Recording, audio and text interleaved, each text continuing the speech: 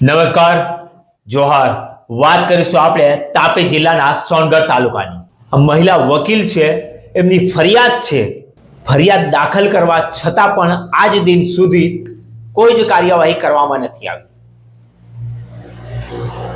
મહિલા વકીલ ફરિયાદી જે છે એ આઈજી સુધી પહોંચ્યા, આઈજીને રજૂઆત કરી, ત્યાં નિવેદન આપ્યા, પણ સોનગઢની પોલીસ હજુ પણ ઘોર નિંદ્રામાં છે. હજુ પણ અસામાજિક તત્વોને છાવરવાના કામ કરી રહી છે સોનગઢ પોલીસ. મહિલા વકીલ કહે છે કે અસામાજિક તત્વોના ગેરકાયદેસરના દબાણ હતા, એની આરટીઆઈ માંગી, એના બદલામાં એમના પતિને ઢોર માર મારવામાં આવ્યો, ગળું દબાવવામાં આવ્યું, જાનથી મારી નાખવાના પ્રયાસ કરવામાં આવ્યા. ફરિયાદ નોંધાઈ, પોલીસ સ્ટેશને પણ એફઆઈઆર નોંધવામાં નથી આવી. ગુનેગારો ઉપર કોઈ પણ સકંજો કસવામાં નથી આવ્યો, એમને કાયદાના પાઠ ભણાવવામાં નથી આવ્યા. ગુનેગાર ખુલ્લામાં ખુલ્લે કહે છે કે સોનગઢ પોલીસ અમારા ખિસ્સામાં છે. પણ સોનગઢ પોલીસ જો અસામાજિક તત્વના ખિસ્સામાં ન હોય તો આ અસામાજિક તત્વોને જેલ ભેગા કરતા વાર નહીં લાગવી જોઈએ. કે પછી અસામાજિક તત્વ કહે છે કે સોનગઢ પોલીસ અમારા ખિસ્સામાં છે, તો એ વાત સાચી માનવી પડશે. ફરિયાદી જાય છે, સમાધાન કરાવડાવે છે, પણ ફરિયાદીને કહેવામાં આવે છે કે તમારા ચપ્પલ ઘસાઈ જશે, તમારા ઉપર પણ સામે ચેપ્ટર કેસ કરવામાં આવશે, ક્રોસ એફઆઈઆર કરવામાં આવશે. એટલે ગુનેગારોને બચવાના પ્રયાસો સરળતાથી મળી શકે એના માટે પોલીસ બધા જ પ્રયાસો કરી રહી છે. તારીખ 11/10/2025 ના રોજ સાંજે મારા પતિને મોઇન અકીલ પટેલ દ્વારા ગળું દબાવીને હત્યા કરવાનો પ્રયાસ કરવામાં આવેલ હતો. અને બીજા પણ એમના જે સાઈમા જાવેદ પટેલ, સાઈમાની દીકરી સાલિયા જાવેદ પટેલ, નૂરજહાં પટેલ કાસકી દ્વારા મારા પતિને માર મારવામાં આવેલ હતો. અને સદ્દામ સઈદ ખાટકી અને શાહિદ પટેલ દ્વારા મારા પતિને અને મારા ફેમિલીને જાનથી મારવાની ધમકી આપવામાં આવી હતી. ત્યારે હું 11 તારીખ જે તે સમયે હું પોલીસ સ્ટેશન ગઈ હતી અને એક લેખિતમાં અરજી આપી હતી. અને બીજા દિવસ એટલે તારીખ 12/10/2025 ના રોજ એની ફરિયાદ લેવામાં આવેલી હતી. પરંતુ ફરિયાદ જે લેવામાં આવેલી હતી તે જો તમારે ગાડી લેવી છે, બજેટ ઓછું છે, તો આજે જ મુલાકાત લો નસીબ ફોર સેલ. જૂની અને જાણીતી આપણા વિસ્તારની વિશ્વાસનીય જૂની ગાડીઓ લેવી હોય તો વલવાડાની નસીબ ફોર સેલ માંથી જ લેવાય. હા, તમારે ગાડી લોન કરવી હોય તો પણ સુવિધા ઉપલબ્ધ છે નસીબ ફોર સેલમાં. અને જો તમારે ગાડી વેચવી હોય તો પણ નસીબ ફોર સેલમાં સારી એવી કિંમત મળશે. તો વિચારી શું રહ્યા છો? આજે જ મુલાકાત લો નસીબ ફોર સેલ, મહુવા અનાવળ રોડ ઉપર, વલવાડા નવા ફળિયા. નસીબ ફોર સેલ. અર્ધ સત્યવાલી લેવામાં આવેલી હતી. અમે જે અમારી લેખિત અરજીમાં જે નામ બતાવેલા હતા તેમાંથી નામ સંપૂર્ણપણે આરોપીઓના નામ નાખવામાં આવેલા નહીં હતા. જે ફરિયાદ લેવામાં આવેલી તેમાં જે અમારી હકીકત હતી, જે બનાવમાં સાથે બનેલો હતો તેની વિગતોને સ્કીપ કરી દેવામાં આવેલી હતી. અર્ધ સત્ય, અર્ધ હકીકત વાળી જૂઠી બનાવટી ફરિયાદ દાખલ કરવામાં આવેલી હતી. કેમ કે અમે જે હકીકત બતાવી તે તો અમારી ફરિયાદમાં નાખેલી જ નહીં હતી. કેમ કે અમે જે બતાવ્યું તેનાથી બીજું એમના મરજીથી જ બધું ફરિયાદમાં નાખવામાં આવેલું હતું. અને જે તે સમયે ફરિયાદમાં સહી કરવા માટે ના પાડેલી મેં, તો મારે મજબૂરીવશ સહી કરવા પડેલી હતી. કેમ કે એમણે મને કહેવામાં આવેલું હતું કે તમે આ સહી કરશો તો ઠીક, નહીં તો પછી અમે તમારી ફરિયાદ લેશું નહીં.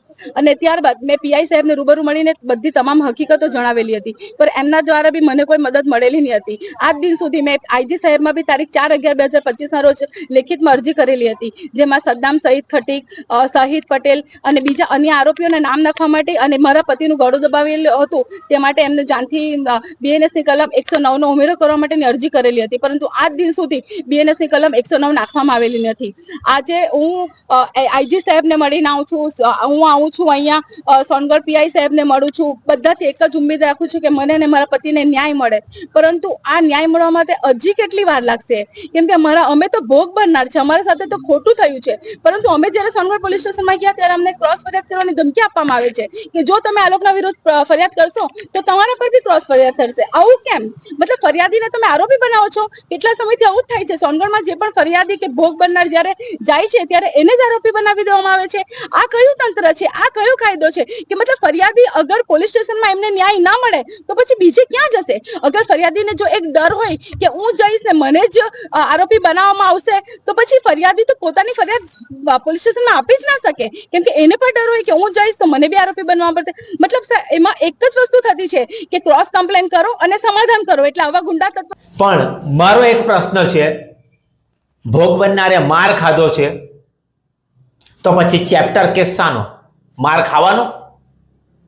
ઘણા એવા કિસ્સા, આ સોનગઢનો કિસ્સો નથી, ઘણા એવા કિસ્સા છે જેમાં પોલીસ આ રીતનું વલણ હંમેશા અપનાવતી હોય છે ગુનેગારોને સાથ આપવા માટે. ક્યાં નેતાના જોરે, ક્યાં પછી ગુનેગારો તરફથી મળતા પૈસાના જોરે ફરિયાદીને ધમકાવવામાં આવે છે. તમે આમ નહીં કરશો તો તમારા ઉપર ક્રોસ ફરિયાદ થશે, તમારે પણ જેલમાં બેસવાનો વારો આવશે. અને ફરિયાદી ગભરાઈ જાય છે, કેસ પાછો ખેંચી લે છે કે પછી સમાધાનના રસ્તે વળી જાય છે. એટલે આવા અસામાજિક તત્વોને ખુલ્લું અને મોકળું મેદાન મળે છે આવા ગુના કરવાનું. અને એ ગુનાનું પહેલું પગથિયું પોલીસ જ ચડાવે છે. પણ પોલીસ ધારે તો આવા ગુનેગારને પકડી જેલના સળિયા પાછળ ધકેલી પેન્ટમાં પેશાબ કરાવી શકે એટલી તાકાત છે ગુજરાત પોલીસ, તાપી પોલીસ હોય કે પછી ગુજરાતના બધા જ જિલ્લાની પોલીસ પાસે તાકાત છે. પણ કેમ કામ કરતા નથી એ ખબર નથી પડતી. ગત રોજ કાલે બપોરનો સમય હતો, આશરે 2:30 થી 3 વાગ્યાનો સમય હતો. જે તે સમયે આવ્યો હતો બાજુની દુકાનમાં અને અમને મારા પતિને એક જ રીતે કે મતલબ ત્યાં ઉભા રહીને મારા પતિને કહેલ કે આ વખત તો ગળું દબાવ્યું છે, હવે તો તને જાનથી જ મરાઈ નાખીશ. એક જ પોલીસ વાળા કે કાયદો અમને લાગુ પડતો નથી, અમે કાયદાથી ગભરાતા નથી. જો આ રીતે ખુલ્લેઆમ જો આવા ગુંડા તત્વો અમને જાનથી મરવાની ધમકી આપી જતા હોય અને હું વકીલ થઈને, હું મહિલા વકીલ થઈને જો મને આવી રીતે કહેતા હોય કે તારા જેવા વકીલ તો રસ્તા પર બહુ મળી જાય, મતલબ આ કેવા શું માંગે છે? મતલબ આ ગુંડા તત્વોને આટલું બધું પ્રોત્સાહન કોણ આપે છે? મતલબ આ ગુંડા તત્વો પોલીસ સ્ટેશન નથી ગભરાતા, એ ગુંડા તત્વો આ કાયદાથી નથી ગભરાતા, એ ડાયરેક્ટ અમારા મતલબ ડાયરેક્ટ અમને કહે છે કે ભાઈ એ લોકોને કાયદાથી ગભરાતા નથી, પોલીસ સ્ટેશનમાં અમારો રાજ ચાલે છે. મતલબ એ કેવા શું માંગે છે? મતલબ એ લોકોને કાયદાનો કોઈ જ્ઞાન નથી, એ લોકોને કોઈ કાયદાનો એક ડર નથી. મારી તો સોનગઢ પોલીસ સ્ટેશનના પીઆઈ સાહેબને એટલી જ વિનંતી છે કે સાહેબ મેં જે ગત રોજ જે અરજી આપી છે તે અરજીમાં આપ સાહેબ એક આ બધા જે ગુંડા તત્વો છે જેના દ્વારા અમને જાનથી મરવાની ધમકી આપવામાં આવે છે તે ગુંડા તત્વોને ના વિરુદ્ધમાં ગુનો દાખલ કરીને એમને કાયદાનો પાઠ પઠાવવો ખૂબ જ જરૂરી છે. ત્યારે મારા હસબન્ડના જે મેડિકલના રિપોર્ટ છે સાહેબ, એના ઉપર ચોખ્ખું સ્પષ્ટપણે લખેલું છે કે મારા હસબન્ડને જ્યારે હોસ્પિટલ લઈ જવામાં આવેલા હતા ત્યારે એમના નાકમાંથી અને મોઢામાંથી લોહી નીકળતું હતું. એટલે સાહેબ તમે એક વસ્તુ વિચારો કે ગળું એટલી ક્રૂરતાથી, એટલી જોરથી દબાવવામાં આવેલું કે મારા નાકમાંથી લોહી આવી ગયું. સમાધાન માટે ફોર્સ કરેલું, અમે સમાધાન નહીં કર્યું. ત્યારે એ લોકો અમારી સાથે એક બેઠક કરી હતી. તે બેઠકમાં અમને શું ધમકાવવામાં આવે છે કે બંને પાર્ટીની ચપ્પલ ઘસાઈ જશે.